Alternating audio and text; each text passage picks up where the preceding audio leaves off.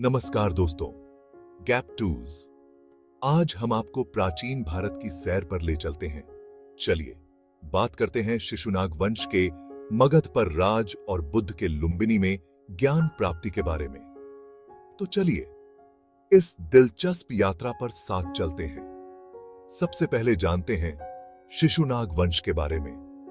ये लोग ईसा पूर्व 5वीं शताब्दी के आसपास मगध पर राज करते थे। इनके राज में काफी राजनीतिक स्थिरता और विस्तार हुआ। शिशुनाग खुद, जो इस वंश के संस्थापक थे, पहले एक वायसराय हुआ करते थे।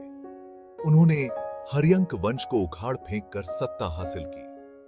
उनके नेतृत्व में पहले राजधानी राजगीर थी, लेकिन बाद में शिशुनाग ने इसे पाटलिपुत्र में स्थानांतरित कर दिया। पाटलिपुत्र प्राचीन भारत में राजनीति और संस्कृति का एक प्रमुख केंद्र बन गया। यह एक सोची समझी चाल थी, क्योंकि पाटलिपुत्र का स्थान व्यापार और सुरक्षा के लिए बहुत ही फायदेमंद था। अब चलते हैं लुम्बिनी, जहां सिद्धार्थ गौतम का जन्म हुआ था, जिन्हें दुनिया बुद्ध के नाम से जानती है। आज के नेपाल में एक छोटे से उपवन में 563 ईसा पूर्व में जन्मे सिद्धार्थ शाक्य कुल के राजकुमार थे। उनका शुरुआती जीवन राजसी ठाठ बाट से भरा था, लेकिन सत्य और ज्ञान की उनकी खोज ने दुनिया को बदल दिया। 19 साल की उम्र में अपना राजसी जीवन त्याग कर सिद्धार्थ आध्यात्मिक खोज की यात्रा पर निकल पड़े। सालों के ध्यान और तपस्या के बाद उन्हें बोध गया में बोधि वृक्ष के नीचे ज्ञान प्राप्त हुआ। ज्ञान प्राप्ति का यह पल, जिसे बोधि कहा जाता है, इतिहास का एक महत्वपूर्ण मोड़ था।